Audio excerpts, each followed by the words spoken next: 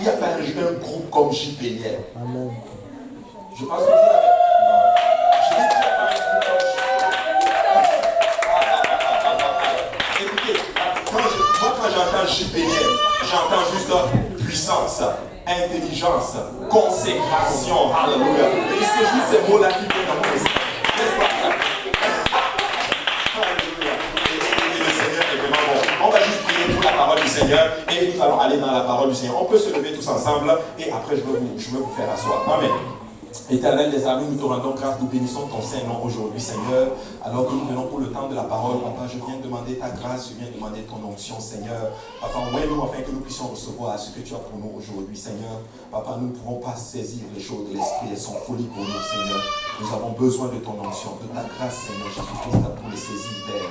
Garde-nous, Papa, garde nos cœurs, garde nos oreilles, Seigneur Jésus-Christ, afin que cette parole trouve une place qu'elle gêne et produise des fruits qui nous conduisent à la vie éternelle, Seigneur. Je viens contre tout esprit de crainte, de peur, je viens contre tout esprit incrédule, je viens contre tout esprit qui s'oppose à la connaissance de qui tu es. Je les réprime maintenant, Seigneur, et je libère maintenant ta foi, Seigneur. Je libère ta grâce en ces lieux, Père. Que tout honneur et toute gloire te reviennent, et nous disons tous au nom de Jésus. Alléluia. Juste avant de vous asseoir, est-ce qu'on peut pas acclamer encore?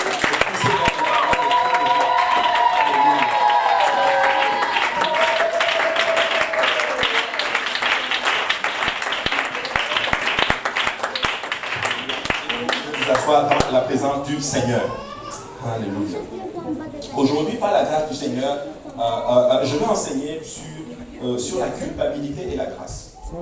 Amen. La culpabilité et la grâce. Amen. Maintenant, est-ce que quelqu'un peut me dire c'est quoi la culpabilité? Oui, frère David.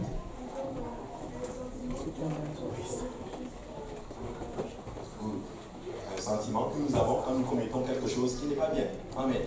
J'arrive à toi, elle a levé la main avant. Vas-y. C'est un sentiment de regret. Un sentiment de regret. D'autocondamnation. D'autocondamnation. Effectivement, c'est vrai. C'est la même chose. Wow, le même esprit. Alléluia. Quelqu'un d'autre? La culpabilité. Oui, c'est sacré. La culpabilité, c'est le fait de se sentir coupable. C'est le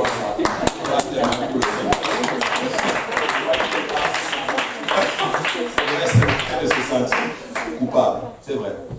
Mais si on veut pousser encore un peu plus loin. Oui, c'est un retard.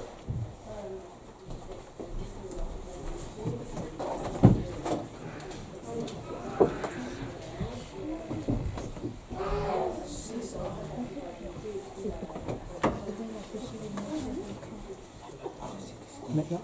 C'est bon. Sœur Emmanuela. J'allais dire que c'est le fait de se donner une sentence à soi-même. Le fait de se donner une sentence à soi-même. Oui. Il a levé avant, je viens à toi. Oui. La culpabilité, c'est le fait de se rabaisser, de se confier en la chair juste, de ne pas exposer ses sentiments auprès du Seigneur et de se l'expliquer à soi-même. Et dire que je ne suis pas. Comment lui dire je ne mérite pas au juste la grâce que Dieu m'a donnée, que je suis inutile, je ne sais à rien. Tout cela, c'est centré sur soi-même au juste. C'est vraiment se rabaisser. Ça, c'est un des résultats. En fait, la conséquence dans le fond de la culpabilité. Oui. Wow. Désir de revenir en arrière pour pouvoir changer les choses. Oui. Un des résultats de la culpabilité. On va prendre la dernière personne, la seule à cause. Oui. L'incapacité de se pardonner. L'incapacité de se pardonner. Waouh! Extraordinaire. En gros, vous avez tous un peu couvert un peu c'est quoi la culpabilité. Mais regardez ce que j'ai pu. Moi, j'y suis allé. Bon, moi, je ne connais pas tout ça. Bon, vous êtes bien allé à l'école, vous êtes très instruit. Je suis juste allé sur Google, j'ai tapé définition de la culpabilité. Je m'attendais à ce que quelqu'un sorte son téléphone et aille regarder. Mais voici ce que j'ai pu trouver. C'est état de quelqu'un qui est coupable d'une infraction ou d'une faute. La culpabilité, c'est un sentiment de faute ressenti par un sujet, que celle-ci soit réelle ou imaginaire. soit réel ou imaginaire, nous pouvons des fois ressentir la culpabilité. Amen. La grâce, on va la définir dans l'enseignement. Amen. Mais je crois que chacun de nous, à un moment donné de notre vie, ou peut-être certains sont dans ces cas-là, sont arrivés à une place où nous sentons la culpabilité dans notre cœur. Pour quelque chose que nous avons fait, ou peut-être pour quelque chose qu'on n'a même pas fait. Ça peut être quelque chose de réel, comme quelque chose d'imaginaire. Amen. Maintenant, on va lire un passage, 1 Timothée chapitre 1, verset 18 dit ceci. Ça, c'est Paul qui parle à Timothée. Il dit, le commandement que je t'adresse, Timothée, mon enfant, selon les prophéties faites précédemment à ton sujet, c'est que d'après elle, tu combattes le bon combat. Que quelqu'un dise le bon combat. En gardant la foi et une bonne conscience. Une conscience, quelques-uns l'ont perdue. Et ils ont fait naufrage par rapport à la foi. Donc Paul ici est en train de parler à Timothée. Mais j'aimerais juste qu'on garde à l'esprit ce qu'il est en train, en d'autres termes, de demander à Timothée. Il dit, je veux que tu gardes une bonne conscience.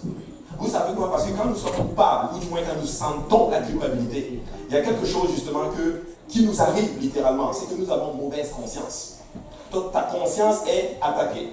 Et tu n'arrives pas à vivre bien. Tu es tourmenté, tu es déçu, tu es angoissé. Et littéralement, certaines personnes, même à cause de la culpabilité, n'arrivent même pas à manger. Et moi, j'aime manger. Amen. Amen. C'est très important. Donc nous devons garder une conscience pure. Donc Paul est en train de dire justement ici à Paul qu'il est important d'arriver à une place où nous avons une conscience claire. Devant le Seigneur, peut-être même devant les hommes, littéralement. En d'autres termes, nous devons arriver à une place où nous avons une conscience claire. Et il est essentiel d'arriver à ce niveau, littéralement, pour conserver et garder une relation saine avec le Seigneur. Parce que la culpabilité, c'est l'un des plus dérangeants de toutes les émotions humaines. Je le crois de tout mon cœur, que la culpabilité, c'est la chose la plus dérangeante que tu peux avoir d'une façon émotionnelle. Amen. Tu sais, nous pouvons être angoissés, nous pouvons avoir peur, des fois, mais je crois que la culpabilité, c'est très, très, très dangereux. Certaines personnes ils se sentent tellement coupables qu'ils n'entrent pas dans le plein potentiel de ce que le Seigneur veut faire avec eux. Amen. Et nous allons voir aujourd'hui, dans d'autres termes, comment, en d'autres termes, vaincre la culpabilité. Amen. Vous savez, cela engendre des fois la destruction dans nos relations avec même les autres et dans notre relation littéralement avec le Seigneur. Vous savez, dans notre vie, nous avons tous, à un moment donné, nous avons tous ressenti la culpabilité. D'avoir offensé Dieu, d'avoir offensé quelqu'un, d'avoir mal agi, de n'avoir pas agi comme nous voulons en d'autres termes. Est-ce qu'il y a des gens ici qui sont déjà arrivés dans une partie de leur vie et qui se disent littéralement, les choses ne vont pas comme moi je veux que ça aille? Amen. Et nous nous posons souvent ces questions-là. Et si le Seigneur ouvrait vos yeux spirituels et vous montrait en d'autres termes comment ce sentiment vous réduise littéralement par rapport à votre potentiel. Vous savez, dans chacun de nous, il y a ce qu'on appelle un potentiel, l'énergie potentielle. Vous, ceux qui ont étudié à l'école, savent c'est quoi la différence entre l'énergie potentielle et l'énergie cinétique. Le cinétique, c'est ce que tu produis. Mais le potentiel, c'est ce que tu es supposé produire. C'est la quantité d'énergie qu'il y a en toi. Mais des fois, nous avons un gros potentiel comme ça, mais cinétiquement, nous agissons comme ça. Pourquoi? Parce que nous, souvent, nous sentons la culpabilité ou de fois, pour certaines raisons, nous n'arrivons pas à rentrer dans notre plein potentiel. Vous savez, la culpabilité non résolue nous affecte à la fois émotionnellement et spirituellement.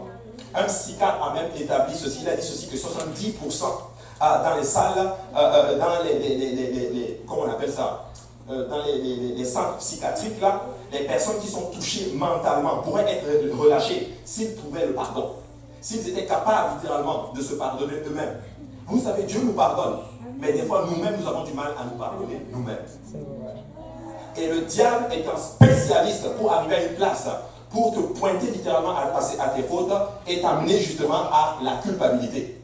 Regarde, tu as fait telle chose, mais le Seigneur m'a pardonné. Mais regarde, tu as fait telle chose. Et beaucoup vivent dans le passé. En fait, ils sont dans le futur, leur corps est dans le futur, mais leur esprit est quelque part coincé dans le passé. Mais laissez-moi vous dire une chose. Tu ne peux pas vivre dans le passé. Tu ne peux pas vivre dans le futur. Tu peux seulement vivre que dans le présent. Et beaucoup vivent mal leur présent. Pourquoi? Parce qu'ils ont la culpabilité, par exemple, de n'avoir pas fait comme il se doit. Je n'ai pas prié ce matin. Et ta journée est angoissée. je n'ai pas prié toute cette semaine. Et ta journée est angoissée. Je n'ai pas lu la Bible comme je devais lire la Bible. Et ta journée est angoissée. En fait, je n'ai pas réussi à respecter les vœux que j'avais pris avec le Seigneur. Et tu es coupable. Et même tu as même peur de venir à l'église. Mais laissez-moi vous dire une chose. Même si tu n'as pas fait ces choses, je déclare que tu aimes Jésus-Christ. Je déclare que tu aimes le Seigneur et le diable est un menteur. Le diable n'a pas le droit de tu es l'enfant de Jésus-Christ. Peu importe ce que le diable te dit, il ment. Tu sais quoi, même si toi tu arrives, tu dis, oh non, c'est vrai, non, il ment. Dès qu'il ouvre la bouche, il dit des mensonges. Et quelqu'un doit commencer juste à apprendre à juste fermer ses oreilles. Je veux dire ceci. Je ne peux pas fermer la bouche du diable, mais je peux fermer mes oreilles. En fait, je ne peux pas fermer la bouche des autres, mais je peux m'empêcher d'écouter ce que les autres disent. Et ça, c'est très important. On ne peut pas contrôler les gens, mais on peut se contrôler soi-même. Amen. Ça, c'est très important. Vous savez, je suis en train d'enseigner en ce moment une série, ici, le service du soir, sur bâtir des murs. Vous savez, chez les Juifs, ou du moins, quand les Israélites sont revenus pour bâtir le temple, ils ont commencé quelque chose de particulier. Ils ont bâti des murs, mais ils n'ont pas seulement bâti des murs. Bon, les gens de l'Est savent de où je vais, mais ils ont aussi bâti des portes. Les murs, c'était pour empêcher les ennemis d'entrer. Et les portes, c'était pour en permettre aux amis d'entrer. Donc, oui, tu dois bâtir des murs pour empêcher le diable d'entrer, mais tu dois aussi bâtir des portes pour permettre littéralement aux bonnes choses d'entrer en toi. Beaucoup de personnes sont mentalement touchées parce qu'ils n'arrivent pas à se pardonner. Vous savez, la culpabilité produit ce qu'on appelle la séparation entre toi et Dieu. Ce même phénomène se produit tout le temps dans la vie des enfants du Seigneur. Regardez ce que la Bible déclare. Mais ce sont vos crimes qui mettent une séparation entre vous et votre Dieu. Amen. Vous savez ce que ça veut dire? Ça veut dire que nous faisons des actions et ces actions littéralement créent ce qu'on appelle la culpabilité en nous. Et cette culpabilité te met littéralement une séparation. En fait, des fois, moi je crois littéralement que c'est nous-mêmes qui nous séparons de Dieu. Parce que peu importe ce que j'ai fait, Dieu me permet de venir à lui. Mais quand nous posons des mauvaises actions, nous avons même peur de courir vers le Seigneur. Vous savez, mes fils m'apprennent beaucoup spirituellement. Une fois, je suis arrivé ici et ils jouaient là, ils jetaient les bouteilles et tout. Je dis, Eddie, tu arrêtes ça tout de suite. Et là, il a commencé à jouer. Et là, je suis arrivé, j'ai haussé le ton. Dès qu'il a haussé le ton, il a vu que j'étais fâché. Je vous assure, il a couru littéralement me faire un câlin. Il m'a attrapé comme cela. Écoute, qu'est-ce que tu peux faire à un enfant comme cela?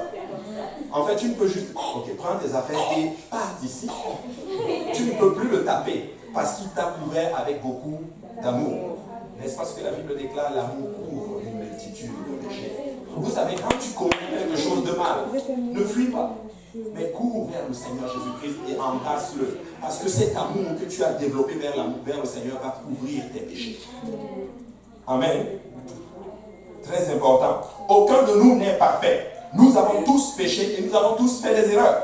Alors nous avons tous des regrets et des remords.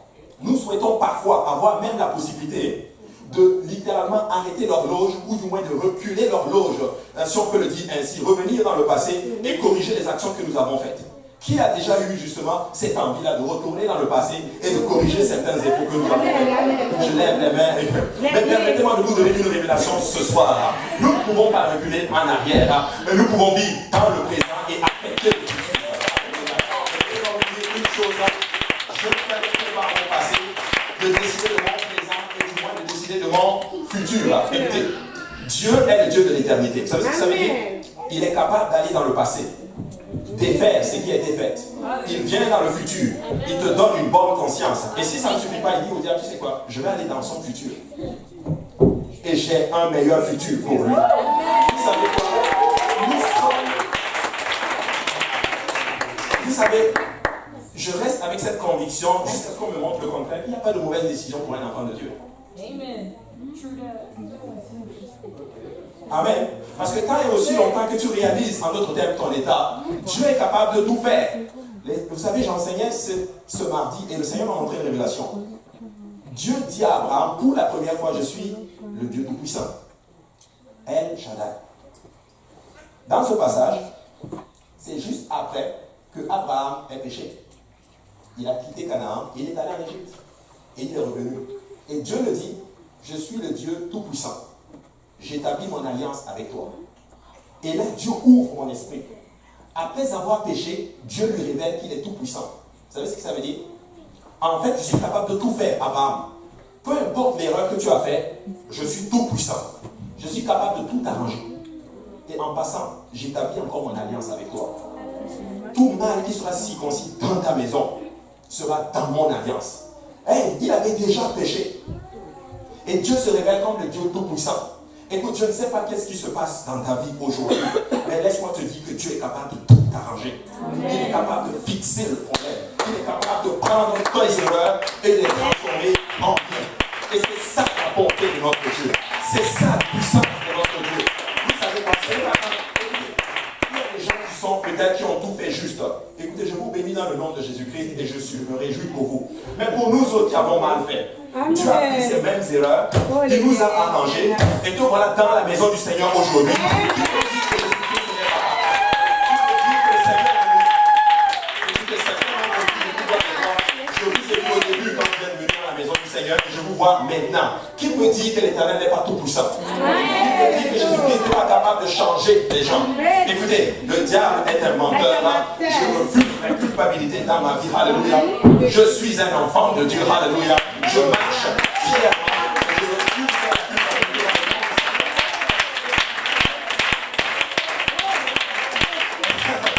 Oui, nous avons péché. Alléluia. Et je vais enseigner une fois, je vais dire ceci. Vous savez, quand je vais me tenir devant Dieu, le diable va m'accuser. Parce que c'est son travail. Et il fait ça très très bien. Mais vous savez ce que je vais? Je ne vais pas plaider non coupable. Et je ne vais pas non plus plaider coupable. Je vais plaider la bonté et le sang de Jésus. En fait, il n'y a pas deux. Selon le monde, il y a deux options. Mais pour un enfant de Dieu, il y a trois options. Soit tu plaides coupable, soit tu plaides non coupable. Écoute, si tu plaides non coupable, tu es foutu.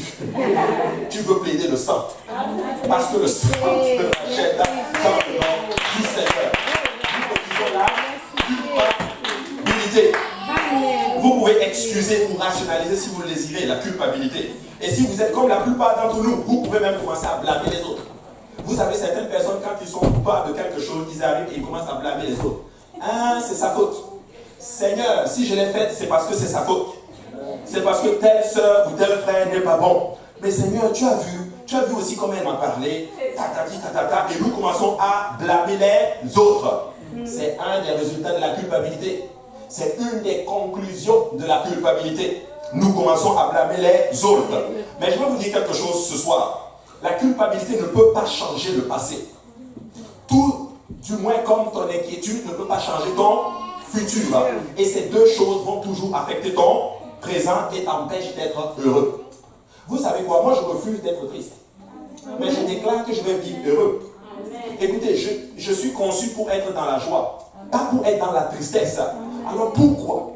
Des fois dans notre marche dans le Seigneur, je vois beaucoup d'enfants de Dieu qui ont la tête baissée, qui sont tristes, abattus dans leur âme, alors que notre Dieu est le Dieu de la joie. Il est le Dieu de la paix. Écoutez, la paix, ce n'est pas l'absence de situations complexes et difficiles. La paix, c'est la tranquillité d'esprit au milieu même de ces problèmes. Écoute, je suis là pour dire à quelqu'un, peut-être que tu as mal fait, mais je veux que tu aies la paix du Seigneur. Je veux que tu te confies en l'Éternel et je réprime cette culpabilité dans le nom du Seigneur Jésus-Christ. Amen. Ainsi, pour guérir de certaines de nos blessures et situations difficiles qui se sont passées dans notre vie, et je sais que beaucoup d'entre vous ont des situations difficiles, des blessures. Certains ont été affectés dans leur enfance et ça affecte aujourd'hui ta relation même aujourd'hui, tant avec Dieu, mais aussi avec les relations interpersonnelles que nous avons entre nous. Vous savez, nous sommes des humains. Nous sommes remplis de l'esprit, mais nous sommes des humains. Mais nous sommes en train de faire ce qu'on appelle des relations interpersonnelles. Nous interagissions ensemble. Des fois, la chair va prendre le dessus. Mais je vais vous dire quelque chose, mes frères, ce soir. Pour guérir de certaines blessures qui t'empêchent littéralement d'être heureux dans la maison du Seigneur et de vivre une chrétienté épanouie, il faut commencer en d'autres termes d'abord à réaliser en d'autres termes ce qui s'est passé. Tu réalises ce qui s'est passé, tu identifies qui est l'auteur de cette situation et là tu vas commencer à dealer avec la chose. Amen. Et je le vois, certains souvent m'en parlent. Il y a ci qui s'est passé, Certains ne m'en parlent pas. Mais des fois, tu peux définir qu'il y a certaines choses qui se sont passées dans leur vie, tant dans le passé, tant maintenant, ou dans un passé proche, et ça les affecte dans leurs relations. Certains n'arrivent plus à prier. Certains n'arrivent plus à être constants dans ce qu'ils font pour le Seigneur. Et le diable va pointer cela pour te réduire. Mais je suis là dans le nom de Jésus-Christ, sous l'onction du Saint-Esprit, pour te dire aujourd'hui que le Seigneur t'a choisi. Il a posé sa main sur toi. Et laisse-moi te dire que tu vas faire de grandes choses. Le diable est un menteur. Il t'a dit que tu n'allais pas réussir. Je déclare au nom de Jésus-Christ que tu vas réussir. Il t'a dit que tu allais perdre. Je déclare que tu vas réussir. Il t'a dit que tu ne vas pas réussir tes études. Je déclare que tu vas réussir tes études. Alléluia. Et tu ne seras pas la queue. Tu vas faire partie de la tête. Au nom de Jésus-Christ. Amen. Amen. Ça, amen. Amen. Alléluia. Très important. Regardez, nous devons apprendre à régler des situations difficiles. Vous savez, quand je suis venu dans le Seigneur, j'ai donné ma vie à Dieu. J'avais une conscience parfaite. Tranquille. Mais à un moment donné dans ma marche avec le Seigneur, il y a certaines choses dans le passé là qui ont commencé à venir. Et ça a commencé en d'autres termes à m'abaisser littéralement. Et je n'arrivais plus en d'autres termes à faire, ou du moins à respecter les vœux et les engagements que j'avais pris avec le Seigneur. Mais jusqu'au jour où je comprends littéralement que le diable avait compris ce que c'était quoi mon point faible. Parce qu'il y a certaines personnes qui sont très émotionnelles. Et chaque situation de leur vie, pour passer d'un point A à un point B, c'est très difficile. J'ai dit très difficile. Mais je veux vous dire quelque chose aujourd'hui. Si tu apprends à tout remettre entre les mains du Seigneur, laisse-moi te dire que peu importe ce qui se passe, tu vas relever ta tête. Quand tu réalises que tu es un enfant de Dieu, laisse-moi te dire que tu vas juste relever la tête. Quand tu réalises que tu n'es pas n'importe qui et que tu es le Fils du Dieu vivant, laisse-moi te dire que tu vas relever la tête. Quand tu réalises qu'il t'a lavé littéralement par son sang précieux, laisse-moi te dire que tu vas relever la tête. Quand tu réalises, en d'autres termes, que Christ a été traîné nu juste à cause de toi, laisse-moi te dire que tu vas relever la tête. Et surtout, quand tu réalises que Satan a été vaincu, laisse-moi te dire que tu vas relever la tête. Quand tu réalises littéralement qu'il n'est absolument rien, et qu'il n'a aucun pouvoir d'affecter littéralement ton futur, ton présent, et même ton passé, laisse-moi te dire que c'est parce que le Seigneur lui a permis de le faire. Il n'a aucun pouvoir. Proverbe chapitre 28 dit ceci, et nous allons apprendre comment, en d'autres termes, commencer à dealer avec la culpabilité. Celui qui cache ses transgressions ne prospère point. Mais celui qui les avoue et les délaisse obtient miséricorde. Vous savez, des fois nous disons, oh, avoue, avoue. Ce n'est pas avoué à tout le monde. Ce n'est pas avoué à la première personne qui passe. Non. Des fois, il faut que tu te l'avoues d'abord à toi-même. J'ai tel problème. Je reconnais que je ne vais pas bien. Mais devine quoi, Satan? Il va même prendre ses faiblesses et il va les faire en bien. Amen. Et nous allons voir c'est quoi l'erreur de beaucoup d'entre nous. Regardez, heureux l'homme qui est continuellement dans la crainte. Mais celui qui endurcit son cœur tombe dans le malheur. Vous savez, le plus grand obstacle à la guérison de vos blessures, c'est vous-même. Ce n'est même pas Satan. Ce n'est même pas le monde. Mais c'est nous-mêmes. Dieu veut nous guérir. Dieu veut nous soigner. Le Seigneur veut enlever, en d'autres termes, le poids de la culpabilité. Mais des fois, par nos actions et par comment nous agissons avec le Seigneur, c'est comme si nous disons, non, laisse-moi avec le poids de mon péché. Laisse-moi avec le poids de ma culpabilité. Mais je suis là pour dire à quelqu'un, tu dois commencer en d'autres termes à réaliser c'est quoi ton problème et le déposer devant le Seigneur. Vous savez, tout commence à être radicalement honnête et en disant littéralement, je suis le problème. Vous savez, David avait compris quelque chose de particulier. David a eu l'occasion de tuer Saül. Il a eu l'occasion de prendre la royauté. Jusqu'à la place, il a même eu l'occasion, il était couché en d'autres termes, Saül. Vous savez quoi? David pouvait le tuer et devenir le roi d'Israël. L'onction était déjà sur lui. Mais David est arrivé à une place, il dit, je ne toucherai pas loin de l'Éternel. En fait, ce n'est pas Saül le problème. Le problème, c'est moi. Je dois arriver à cette place, littéralement. ou je laisse le Seigneur prendre soin de Saül. Quelqu'un doit laisser Dieu prendre soin du vieil homme. Saül représentait le vieil homme. David représentait le nouvel homme. Lorsque nous donnons notre vie à Dieu, nous devenons une nouvelle créature. L'ancien homme doit être pris soin par le Seigneur. Mais des fois, nous voulons tuer l'ancien nous-mêmes. Ne commets pas cette erreur.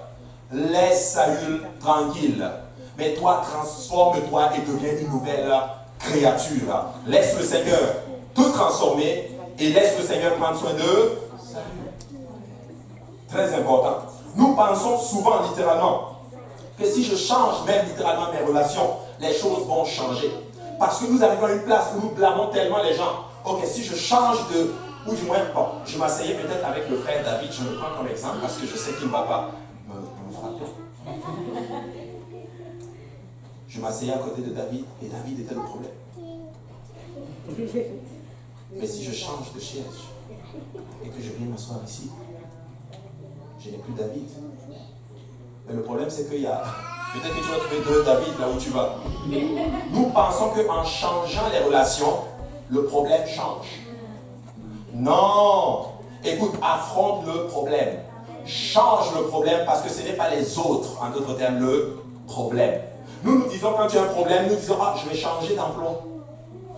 Ce n'est pas l'emploi le problème, c'est toi le problème. Tu dois te changer toi-même. En passant, quand tu vas changer d'emploi, tu vas aller dans un autre emploi, ça va être le même problème. Ou du moins, tu vas rencontrer un autre type de problème. Nous disons, si je change telle chose, ou du moins si je change de lieu, littéralement, les choses vont changer. Mais révélation, là où tu vas, c'est encore des gens qui habitent là. Et le même problème va toujours perdurer. Je vais vous donner une révélation ce soir. Il y aura toujours des problèmes dans la maison de Dieu. Il y aura toujours des... Je vais un jour vous marcher dessus. Pasteur Menel va toujours vous marcher dessus. Pasteur tel ou telle sœur va vous marcher dessus. Mais je vais vous dire une chose. Le problème, ce n'est pas eux. Le problème, c'est nous. Dis-toi, dis quand même, c'est moi le problème.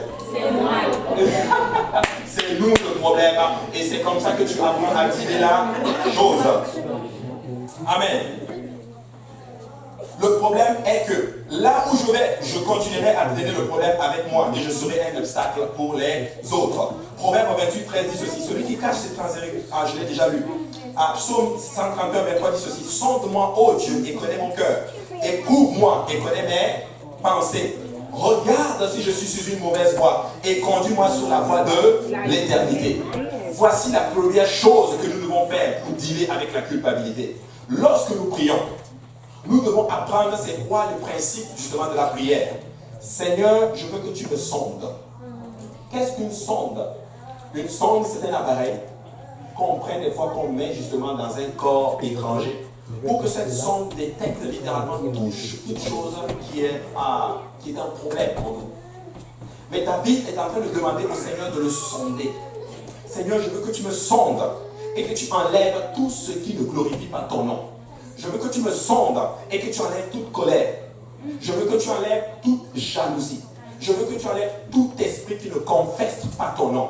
Mais je veux que tu me connaisses, que tu me sondes et que tu me connaisses. Et David avait compris. David, en fait, avait d'abord réalisé quel était son destin. Il savait littéralement que Dieu l'avait oint. Il savait qu'un jour, il va s'asseoir sur la royauté. Mais pour être roi, je sais que je dois être parfait. Je sais que je dois arriver à une place, littéralement, où l'offense ne me fait plus rien. Où la culpabilité n'a plus d'impact sur moi. Où Saül n'a plus d'impact sur moi. Où les œuvres de la chair n'ont plus d'impact sur moi. Où en fait la culpabilité n'a plus d'impact sur moi. Maintenant, Seigneur, maintenant, je veux que tu me sondes. Je veux que tu enlèves cette chose parce que je dois aller m'asseoir sur la royauté. Écoutez, quelqu'un doit arriver à une place. Et beaucoup d'entre vous n'arrivent pas à rentrer dans leur plein potentiel, littéralement. Parce que vous ne laissez pas le Seigneur vous sonder. Jésus veut vous sonder. Et il veut vous connaître d'une façon intime. En passant, pour régler d'abord la culpabilité, tu dois d'abord commencer à développer une intimité avec le Seigneur.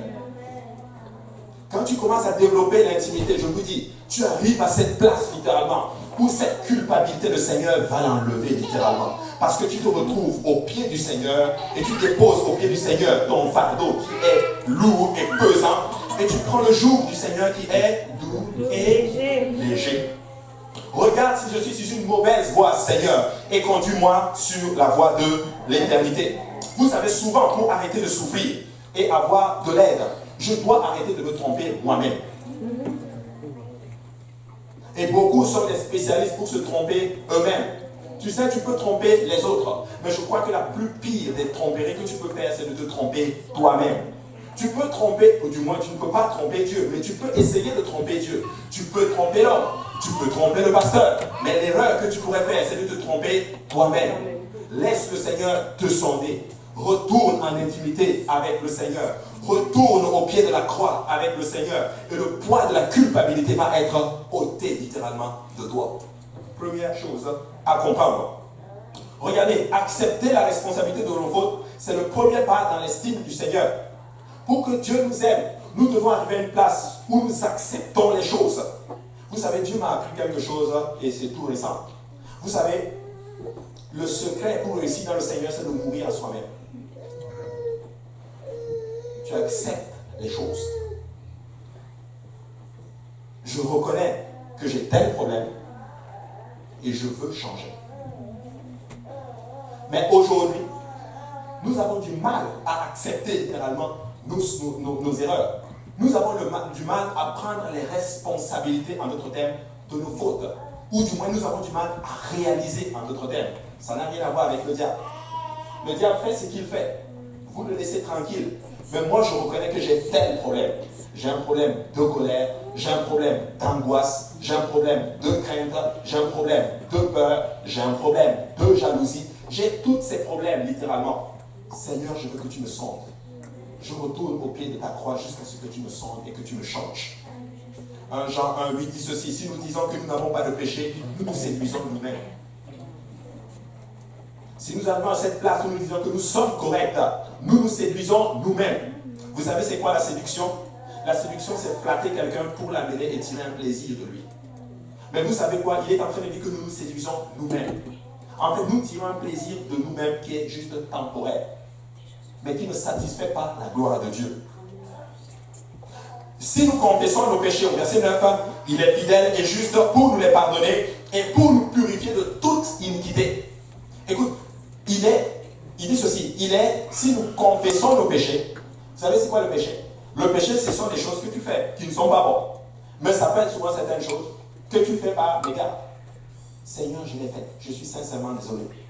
Mais il parle aussi de nos iniquités. L'iniquité, c'est ce que tu fais tout en étant conscient que ce n'est pas bon. Il dit que même ça, je te pardonne. En d'autres termes, il n'y a rien qui peut arrêter un enfant de Dieu. Nous sommes puissants par notre Seigneur Jésus-Christ. Nous sommes glorieux par l'Esprit, par la puissance qui agit en nous. Je dis qu'il n'y a rien qui peut arrêter un enfant de Dieu, même pas nos erreurs. Peu importe ce que tu as fait, peu importe les erreurs dans lesquelles tu es, peu importe ton niveau spirituel, laisse-moi te dire que tu peux carburer dans le Seigneur. Écoute, Dieu n'est pas là. Il est le spécialiste pour prendre les faibles et diriger les forts. Amen. Amen. Amen. Si nous confessons nos péchés, il est fidèle et juste pour nous les pardonner et pour nous purifier de toute iniquité. De quelques iniquités. Non. De toute iniquité. Vous savez, le mot confesser ici, littéralement, il est composé de deux mots en grec. Homo et logos. Homo. Je l'ai enseigné au service du soir. Je sais que Homo sait de quoi je parle. Alléluia. Homo, pas Homo. Homo. Amen. Et logos. Homo, ça veut dire ensemble. Okay? À l'unisson. C'est vraiment quelque chose ensemble. Logos, c'est la parole. Amen. En fait, ce que ça veut dire ceci. Si nous arrivons à cette place où nous déclarons nos erreurs, unis à la parole de Dieu, ça dit que tu arrives à cette place et que tu reconnais que ce que tu fais est en conformité avec ce que Dieu dit de la situation, c'est là, ça veut dire que tu as confessé ton péché. Exemple. Je mens, mais je confesse que j'ai menti. Qu'est-ce que ça veut dire? Ça veut dire la parole de Dieu dit que le mensonge n'est pas bon. Ça veut dire quoi pour pécher? Ça dit, je dis ceci. Le mensonge n'est pas bon. C'est ça, confesser.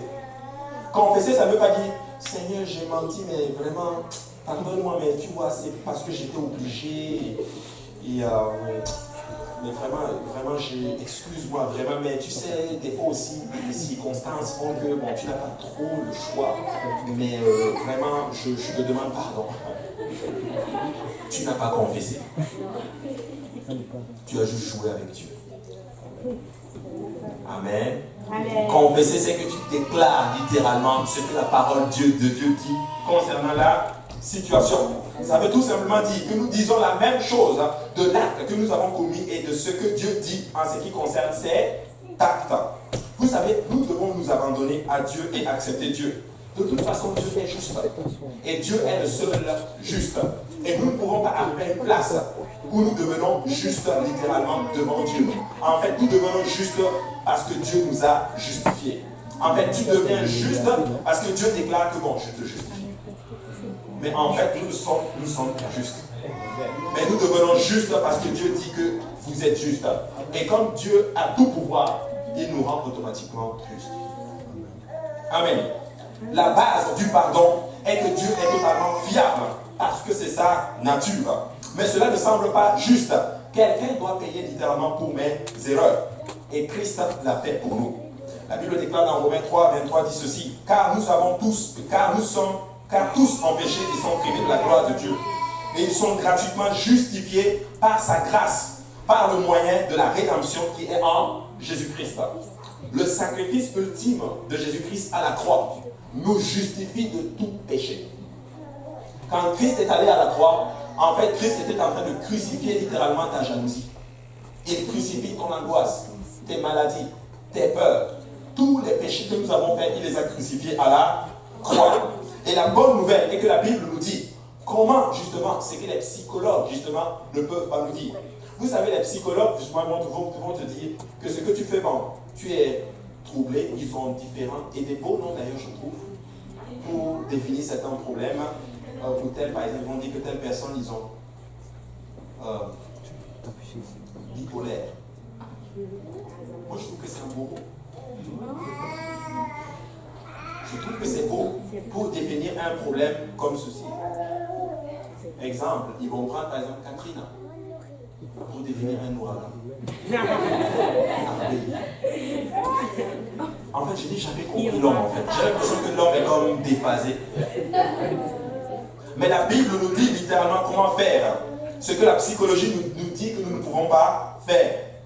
Et lorsque nous obéissons, alléluia, à cela, nous tirerons des profits pour le restant de notre vie et aussi dans l'au-delà. Regardez, Psaume 32, verset 1 dit ceci. Heureux celui à qui la transgression est remise, à qui le péché est pardonné.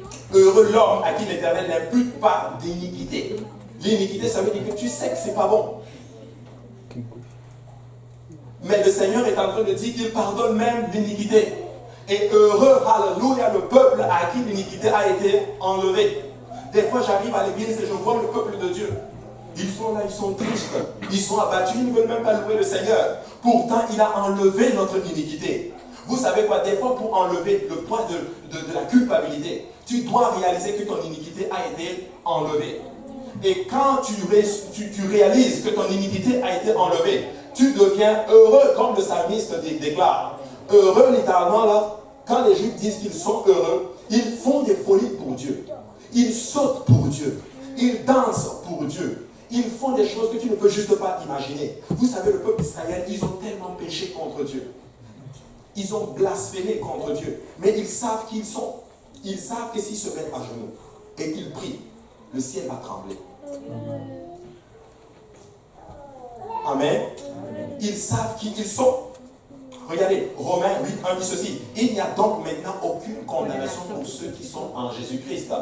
Dans ma version, et j'aime beaucoup ma version, qui ne marche plus selon la chair, mais qui marche selon l'esprit.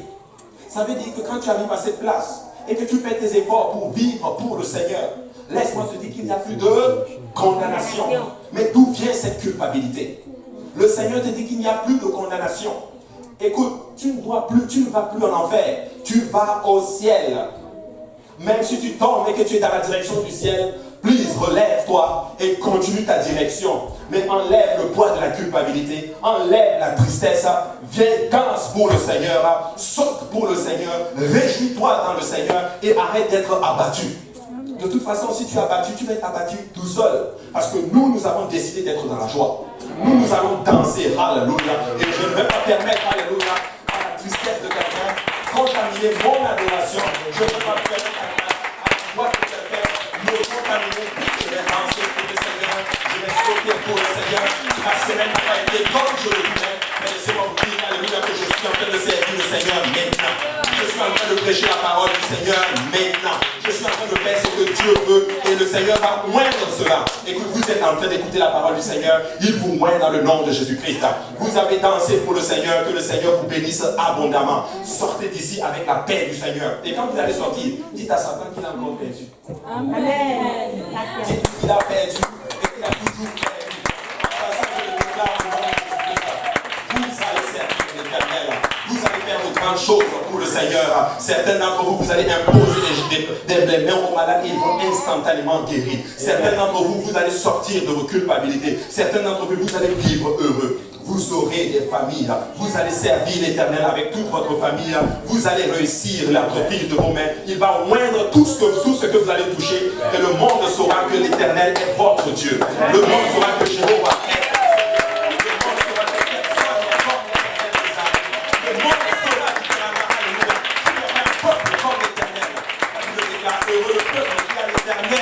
Pour Dieu. J'ai dit heureux le peuple qui a Jéhovah pour Dieu. Heureux le peuple qui a Jésus-Christ pour l'Éternel, pour Dieu littéralement. Et nous sommes ce peuple-là. Écoutez, c'est un vendredi soir. Certains d'entre vous devaient être en boîte de nuit. Mais vous avez dit non à Satan. Et vous venez ici. Et le diable dit, bon, ils ne sont pas en boîte. Mais comme vous savez quoi, le diable, s'il ne peut pas t'avoir, il va t'empêcher de louer Dieu. Je n'ai pas réussi à l'avoir en boîte. Mais si j'arrive à faire de telle sorte qu'il n'adore pas Dieu et que son Dieu aime la louange, c'est bon, j'ai gagné. Mais vous savez quoi, nous allons bénir le nom de l'Éternel. Nous allons sauter. Nous allons prier pour Dieu. Satan, ton royaume est la terre. Tu n'as pas d'impact sur les choses. Tu n'as pas d'impact sur les choses. Et puis tu vas faire un truc de jeune comme je suis payé. Je déclare que ce groupe de jeunes va aller à une autre dimension dans sa relation avec le Seigneur. Vous allez impacter vos communautés. Et je déclare que tout lieu que la plante de vos pieds foule, alléluia, l'onction du Seigneur va vous accompagner. Vous allez faire de grandes choses pour le Seigneur. Ne laisse pas le diable te mentir. Ne laisse pas le diable te dire que tu ne peux pas gagner une âme à Dieu. Ne laisse pas le diable te dire littéralement que tu sais pas que tu as échoué. Laisse-moi te dire que Dieu te dit que tu as réussi. Amen. Vous savez, la meilleure façon de bénir quelqu'un, vous savez c'est quoi? C'est de le voir dans son état parfait. Écoute, nous ne sommes pas parfaits, mais pour Dieu, vous êtes parfaits. Vous savez, dans la Bible, à la mort de Moïse, il y avait une tradition chez les Juifs qu'ils avaient. Quand le patriarche meurt, il appelle ses fils, il commence à les bénir et à les moindre. En fait, il prophétise littéralement sur leur vie. Moïse, quand il meurt, il va bénir Israël. Pour la seule fois dans la Bible, je me rappelle plus c'était dans le passage, où Moïse est appelé roi. Le prophète, voici sa différence. Le prophète, il va prophétiser les choses qui vont arriver dans le futur. Le roi a la capacité de déclarer les choses et que ça arrive maintenant. Je n'ai plus le passage dans ma tête, mais pour la première fois, Moïse va appeler Israël, je crois que c'est Yeshua, quelque chose comme ça. Ce n'est pas Israël dans le terme original. Et j'avais regardé le sens de ce mot. Ça veut dire Israël dans son état parfait. Israël dans son état où il ne pêche pas contre Dieu. Mais Moïse dit, vous êtes Yeshua ou quelque chose comme cela. Vous êtes parfait. Vous savez quoi? Vous êtes parfait devant Dieu. Amen. Quand Dieu te regarde, il te voit parfait. Et c'est la meilleure façon de bénir quelqu'un. Quand tu vois ton frère ou ta soeur, ne la regarde pas au-delà de ses défauts, mais regarde ça dans son état comme Dieu l'a fait. Même si la personne a fait quelque chose de mal, vous êtes parfait pour Dieu parce que le sang de Jésus-Christ vous a lavé. Amen. Il n'y a personne comme le peuple de Dieu. Amen. Et moi, je crois que l'avenir de Montréal se décide là maintenant. Amen. Parce que vous êtes parfait. Et quand tu es parfait, tu déclares les choses et les choses arrivent. Nous pouvons nous lever maintenant. Et nous appelons le réveil. Et le réveil va arriver maintenant. Mais des fois, nous ne réalisons pas littéralement. Vous savez, des fois, je ne fais pas bien. Mais j'arrive des fois, je dis, papa, ton chéri est là. Celui pour qui tu es mort à la croix, là, il est là. Amen. Tu as versé ton sang pour lui. Il est là. Amen. Il n'a pas bien fait, mais tu es mort pour lui. Il est là. Amen. Là, tu vis même encore pour lui. Nous sommes parfaits. Ne laisse pas l'ennemi te mentir. Il n'y a aucune condamnation pour ceux qui sont en Jésus-Christ et qui marchent selon le Saint-Esprit. Je dis bien aucune. L'une des raisons pour laquelle nous hésitons à cesser de blâmer les autres, est qu'il est beaucoup plus facile et plus sûr de blâmer les autres pour nos problèmes que de blâmer le coupable le plus logique, c'est-à-dire moi. Mais après tout, cela mettrait le poids de mon côté. Mais il faut commencer à prendre ses responsabilités. Matthieu 6, 14 dit ceci: si vous pardonnez aux hommes leurs offenses, votre Père Céleste vous pardonnera aussi. Mais si vous ne pardonnez pas aux hommes, votre Père Céleste ne vous pardonnera pas non plus vos offenses. Peuple de Dieu, certaines situations arrivent, il faut que tu commences à apprendre à pardonner aux gens. Il faut que tu commences juste à dire, je laisse tomber cette affaire. C'est fini. Il est temps pour moi d'avancer. En fait, il est temps pour moi d'enlever ce boulet et de marcher librement. Certaines personnes viennent des fois ici, ils veulent que la maladie parte. Mais vous savez quoi, ils ont un problème de pardon. Je vais t'imposer les mains. Pasteur va t'imposer les mains. On va tous les pasteurs vont se mettre ensemble, imposer les mains et la maladie est là. Dieu veut juste que tu pardonnes. Et la maladie s'en va. Si vous ne pardonnez pas aux hommes, Dieu non plus ne va pas vous pardonner. Si tu ne pardonnes pas à ton frère, à ta soeur, ou même aux membres de vos familles, laissez-moi vous dire que le Seigneur, lui non plus, ne va pas nous pardonner. Nous devons pardonner. Jacques 4, 6 dit ceci: il accorde au contraire une grâce plus excellente. C'est pourquoi l'Écriture dit, Dieu résiste aux orgueilleux, mais il fait face aux humbles. Qu'est-ce que la grâce? La grâce, littéralement, c'est le pouvoir de changer. La grâce, certes, c'est la faveur imméritée de Dieu, mais je peux le dire ainsi, c'est le pouvoir de changer. La grâce, ça veut dire ceci: Dieu dit, je te donne ma bénédiction parce que sans ma bénédiction, tu vas mal faire. Voilà comment je vois la bénédiction. Sans ma bénédiction, tu vas mal faire. Sans ma grâce, tu ne vas pas réussir. La grâce, c'est le pouvoir que Dieu te donne pour changer. Le pouvoir que Dieu me donne pour faire les changements dans ma vie que je veux faire. Et plus important encore, il veut que je le fasse. Et il y a une seule façon que d'obtenir la grâce, c'est d'être humble et d'accepter et de prendre nos responsabilités. À qui Dieu donne sa grâce? Aux humbles. Mais les orgueilleux sont privés de la grâce de Dieu. Il faut que tu prennes tes responsabilités. Il faut que tu acceptes littéralement la situation. J'ai mal fait, mais je veux changer. Je veux ta grâce. Premièrement, la grâce du salut. La repentance, le baptême au nom de Jésus et le baptême du Saint-Esprit. C'est une grâce que le Seigneur te donne. Vous vous rendez compte que Dieu te dit que quand tu es repenti, disais au nom de Jésus, il efface tous tes péchés. Est-ce que vous pensez que c'est juste un clic comme ça que ça prend à Dieu pour faire ça? Certes, il le fait pour nous. Mais il a fallu justement qu'il paye un prix. Il a donné sa vie pour que nous puissions avoir cette grâce. Mais nous ne voulons pas faire la même chose. Nous ne voulons pas prendre le poids des actions. Quelqu'un t'a offensé, fine. Où est le problème? Et si tu le faisais grâce, comme Jésus t'a fait grâce, il n'y a qu'une seule façon. Nous avons la grâce de vaincre le péché. Et nous avons la grâce d'avoir la faveur de Dieu dans nos vies. Qu'est-ce qui doit changer dans votre vie aujourd'hui? Quelle blessure ou raccrochage dans vos habitudes? Quelle situation complexe ou culpabilité il y a dans vos vies que vous souhaitez voir partir? Il est souvent difficile pour la plupart d'entre nous d'admettre littéralement que nous avons un problème. Parce que c'est de l'humiliation. Et notre pensée ne veut pas d'humiliation. Mais vous savez quoi, je vais vous dire une chose. Pour être élevé, il faut que tu t'humilies. Dans la maison du Seigneur, tu deviens grand lorsque tu vas en bas. Mais quand tu montes, en fait, tu es juste en train de devenir petit. Christ était trop grand. Écoutez, les humbles sont trop forts. Les gens qui s'humilient sont juste hyper puissants. Et laissez-moi vous dire que Christ était tout puissant. Il était juste trop fort. Il s'est humilié jusqu'en bas pour nous racheter. Et dans cette humiliation, il a obtenu toute gloire. Christ était homme en même temps Dieu. Il était faible en même temps fort. Il était humain en même temps divin. Il était mortel et en même temps immortel. En fait, il était tout. Mais ce grand Dieu s'est humilié jusqu'à la croix pour que nous puissions avoir la grâce. Mais nous acceptons le poids de la culpabilité et nous ne voulons pas le délaisser. Et nous sommes d'ailleurs coupables des fois.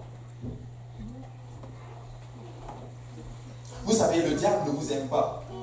Mais laissez-moi vous dire que Jésus, lui, il vous aime. Dieu peut pardonner. Il veut pardonner. Et il est capable de changer votre passé. Il peut même vous donner une conscience parfaite et claire. Vous savez, le problème dans cette situation, ou du moins ce que vous devez comprendre, c'est que le diable vous hait. Mais le Seigneur, lui, il vous aime. Je peux le dire ainsi.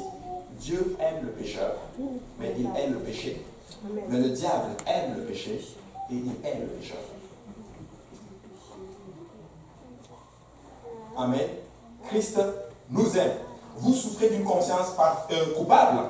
Y a-t-il des scènes de votre passé que vous souhaitez justement, que vous souhaitez effacer? La culpabilité non résolue va vous amener justement à garder votre distance des autres ou de Dieu. Et vous allez blâmer tout le monde. En fait, il ne faut pas fuir la responsabilité. Souvenez-vous de David dans 2 Samuel chapitre 11 et 12. Il a fui ses responsabilités d'être au front de combat. Et cela l'a entraîné à commettre ce qu'on appelle l'adultère avec Bathsheba. Notre cher David, sa majesté David, devait être sur le front du combat. En fait, il devait être en train de faire ce que Dieu veut qu'il fasse. Mais il est resté littéralement, il a fui les responsabilités. Devinez qu'est-ce qui est arrivé? Il est tombé dans l'adultère. Il a commis le péché avec Bathsheba. Et vous savez quoi? Un enfant est né de cette union. Le problème avec nous, c'est ceci. Si tu t'entêtes à rester dans ça, tu vas enfanter. Tu vas enfanter un bébé. Devinez quoi? Cet enfant est mort. Cet enfant est mort. Parce que David n'a pas pris ses responsabilités. David n'avait jamais confessé son péché. David n'avait jamais déclaré la parole, ce que la parole de Dieu dit en ce qui concerne l'adultère. Jusqu'à ce que Nathan le confronte avec le problème. Vous savez, le pasteur va souvent te confronter avec le problème. Peut-être pas personnellement, mais peut-être collectivement. Et si la parole du Seigneur est en train de parler à quelqu'un aujourd'hui, il est temps pour toi de prendre tes responsabilités. Il est temps pour toi de tuer la culpabilité maintenant et d'entrer dans un futur glorieux. Il est temps pour toi de t'élever et de dire à cette culpabilité, c'est fini, je coupe avec toi, mais il est temps pour moi d'avancer dans le Seigneur. David s'est repenti et il a eu le pardon. Psaume 51, verset 1, nous avons terminé avec cela. Peut-on nous lever dans le Seigneur? On va terminer avec cela aujourd'hui, je suis conscient un peu du temps là. Psaume 51, David arrive à une situation dans sa vie où on vient le confronter avec un péché qu'il a fait. Amen. Avec un péché qu'il a commis. Mais David n'a pas dit non, Seigneur. Oh, elle était juste, il ne fallait pas qu'elle se mette nue aussi. Non, c'est pas ce qu'il a dit. Qu'est-ce que David a dit? J'ai commis le péché. Je prends mes responsabilités. Je ne sais pas qu'est-ce que ça va faire, mais je prends les responsabilités. Lorsque le prophète Nathan vint à lui après que David fut allé vers Bathsheba, voici ce que David déclare: oh Dieu, aie pitié de moi dans ta bonté. David va rappeler à Dieu littéralement les attributs de Dieu. Seigneur, tu es bon. En fait, là, je suis en train de compter sur ta bonté. Parce que j'ai vraiment péché contre toi.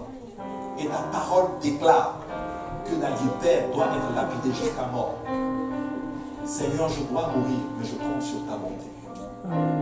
Une des façons pour argumenter avec Dieu, pour plaider avec Dieu et gagner, c'est de lui rappeler ses promesses et ses attributs.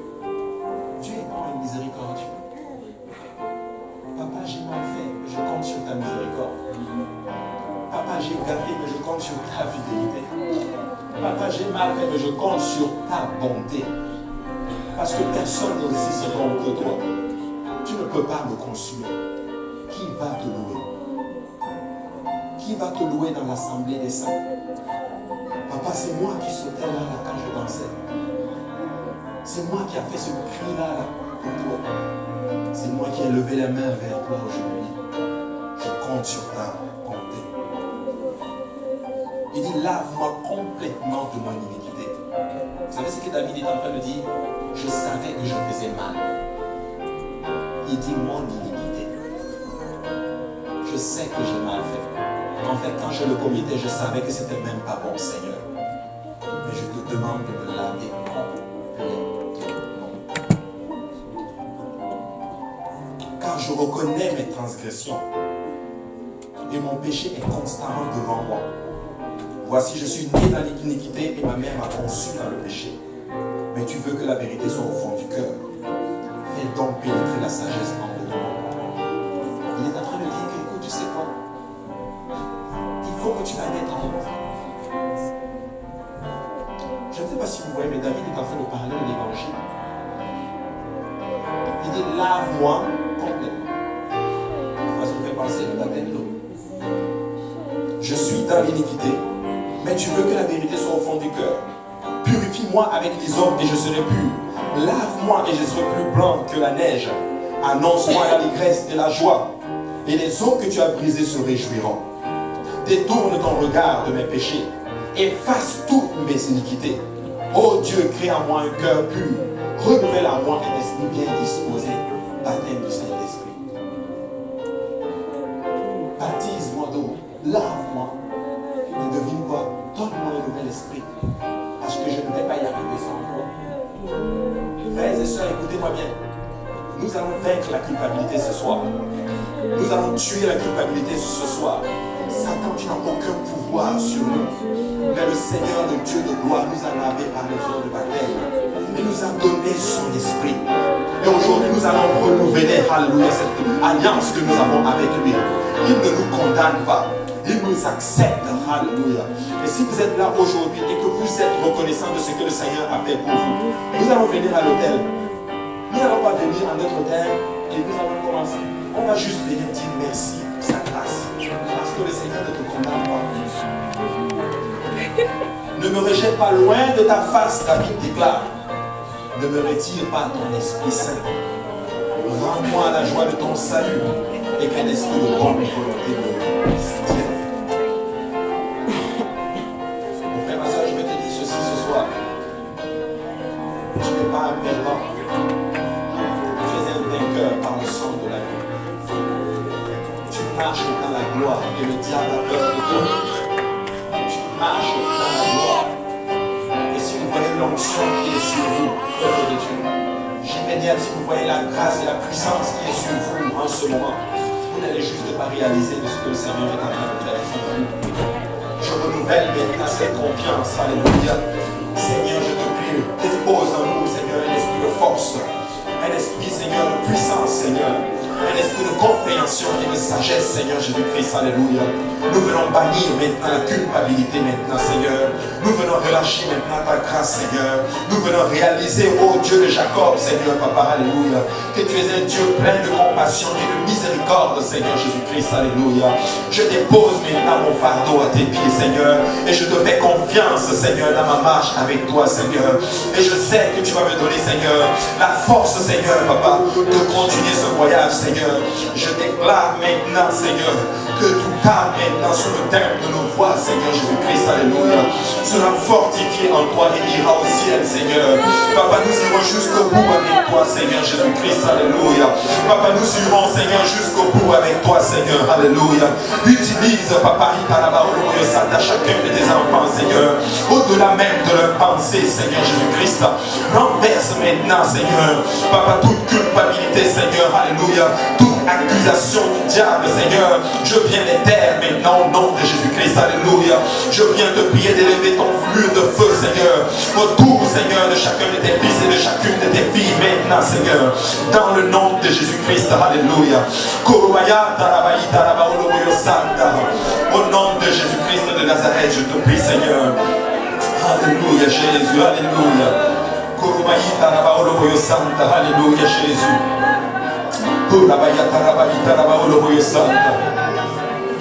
Gloire au nom de Jésus, gloire au nom de Jésus, gloire au nom de Jésus. Alléluia.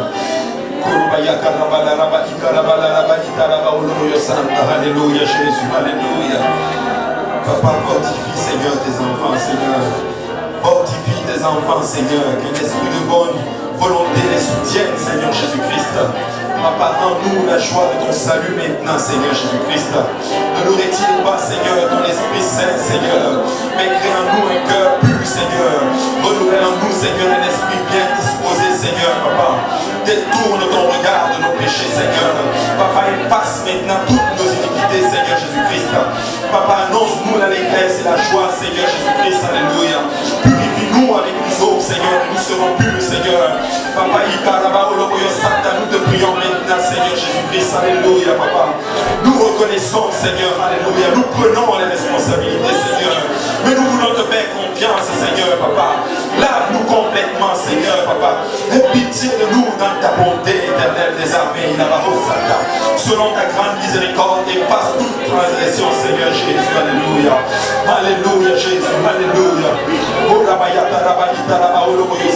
Alléluia, Jésus. Alléluia. Alléluia, Jésus. Alléluia. Alléluia. J'y bénis, élève maintenant ta voix. Alléluia. Élève ta voix. Alléluia. En signe de reconnaissance. Alléluia. Déclare maintenant, alléluia, la bonté de ton Seigneur. Alléluia. Relève maintenant la tête. Alléluia. Avec assurance, Seigneur. Alléluia. Avec assurance, mon frère, ma soeur. Alléluia. Déclare maintenant. Alléluia. Déclare que tu es purifié par le sang de l'agneau. Alléluia. Déclare que tu es libre. Refuse la culpabilité. Refuse la crainte.